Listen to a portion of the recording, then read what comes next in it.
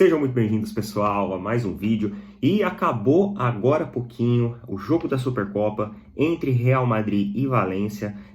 Cara, o jogo ele foi assim... É sempre interessante a gente acompanhar o futebol espanhol, porque a gente sempre tem belos espetáculos acontecendo. Não foi o caso desse jogo. Eu acho que tecnicamente foi um jogo muito abaixo. Quando a gente fala sempre do futebol espanhol, a gente imagina jogos tecnicamente muito disputados, taticamente muito inteligentes. Porém, esse jogo eu achei ele assim até um pouco apático. Eu acho que o Valência ele realmente queria isso. Ele era um time que estava mais empenhado. Você via ali, né, que todos somos um, estava bem nessa pegada. E uma coisa que me chamou a atenção no time do Valência foi o seguinte: o time titular ele é bom, mas quando você abre um pouco e utiliza algumas peças de reposição para o banco de reserva, o time ele começa a cair a sua qualidade técnica. E isso foi nítido, né, do início para o fim do jogo. A questão é o seguinte: o Real Madrid, embora não desempenhou tecnicamente, taticamente, a melhor partida dele, eu achei um time muito assim apático em campo. Inclusive no final, cara, quando ele se classifica, né, o Courtois ele faz a defesa, cara, você não viu nenhum tipo de expressão ali de contagiante, de alegria dos jogadores do Real Madrid. Parece que tinha terminado ali um jogo como o outro qualquer. A gente não sabe se existe ali talvez uma hipervalorização de uma Champions League, que os caras chegaram, os caras conquistaram tanta coisa, ganharam tanta coisa junto, que já meio que se tornou normal aquilo, então os caras já ficam com a cabeça ali na Liga dos Campeões, mas parece que você sente ali que o time tava jogando, né, numa marcha lenta, tava mais devagar. A questão é a seguinte: esse jogo ele acaba chamando bastante atenção para nós brasileiros, principalmente para os torcedores flamenguistas, porque o Real Madrid vai estar no Mundial de Clubes agora, em 2023. Então, daqui a menos de um mês, né, na verdade, o Mundial já começa. Então, querendo ou não, chama bastante a atenção de nós brasileiros para estar observando um pouco como essa equipe está agindo tecnicamente, está performando. E a real, cara, é que assim, eu nem ia puxar essa pauta agora pro canal. Na verdade, eu tinha programado outro vídeo.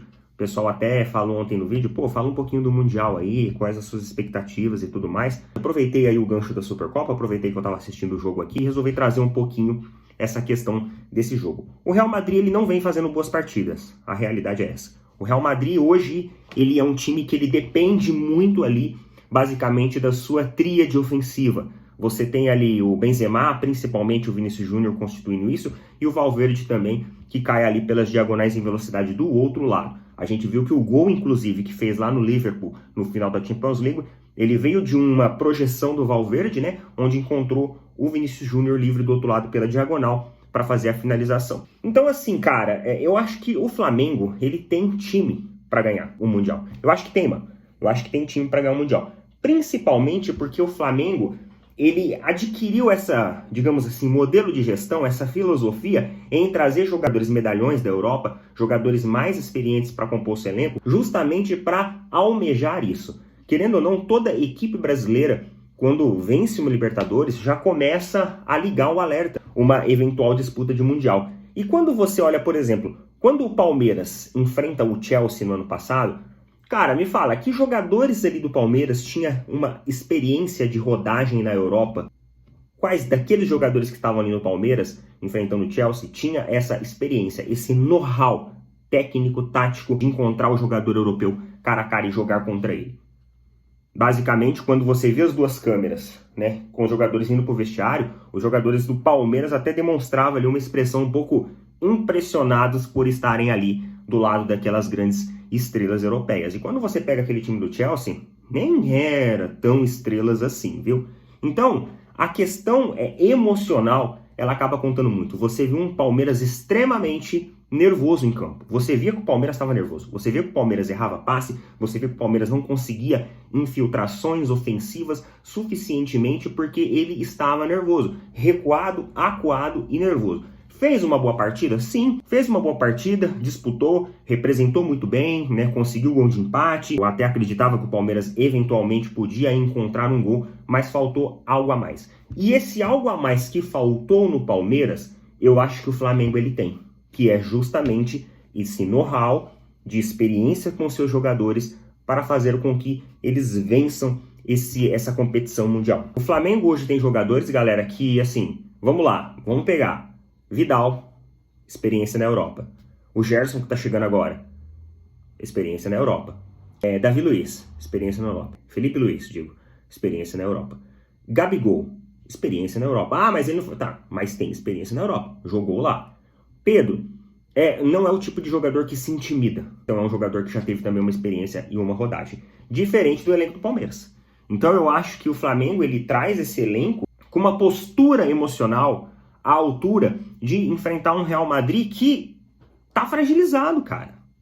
Tipo assim, o próprio técnico admitiu. Ah, a gente não sabe como o time vai voltar da Copa do Mundo, que a gente tem uma Copa do Mundo no meio da temporada. Então, assim, a gente vê que o Real Madrid, ele tá um time mais apático, ele tá um time que ele não consegue manter uma marcação constante ao longo do jogo inteiro. A gente viu, principalmente no segundo tempo, que conforme as substituições foram acontecendo, o Real Madrid perdeu um pouco daquela pressão na sua marcação e começou a jogar de maneira mais reativa. Só que tem um grande detalhe, a tríade ofensiva.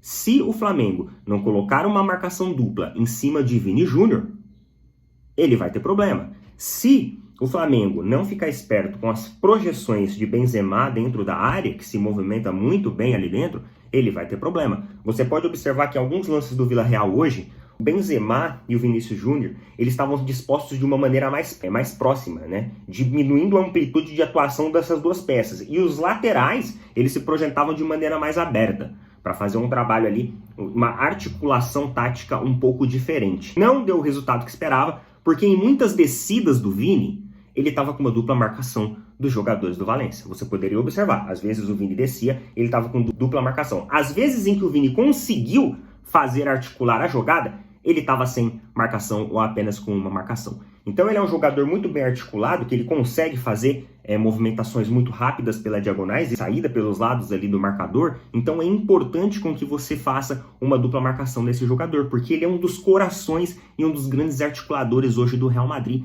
E se você tira a performance tática e técnica de Vini Júnior, você tira uma boa parte do time. O meio-campo do Real Madrid é um meio-campo muito bom. Você não pode dar bobeira com ele na questão de toque de bola. Mas em questões de velocidade, não é um meio-campo rápido. É um meio-campo que lança muito bem as bolas, rouba muito bem, intercepta, faz interceptações muito pontuais e muito precisas nos setores intermediários, mas ele não tem velocidade. O que a gente observa desse jogo é que realmente assim, o Flamengo vai precisar da expertise ali do Vitor Pereira para ter essa malícia de observar a disposição tática desses três jogadores principais. O Valverde, eu acho que você consegue até fazer uma marcação homem a homem com ele.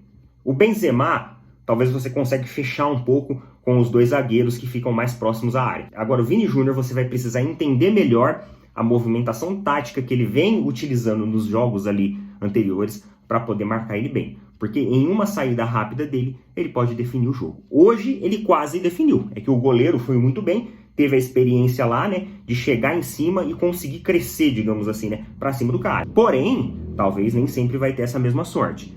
Mas eu achei o jogo tecnicamente hoje muito fraco do Real Madrid. Valência jogando num espírito coletivo melhor, indo até as últimas, mas você via que faltava um pouco o elenco. Eu acho que o elenco reserva do Valência ele foi perdendo, sabe, a qualidade técnica. Então essas foram as impressões aí. Coloca aí o que vocês acharem e aí, pessoal. Forte abraço a todos, valeu.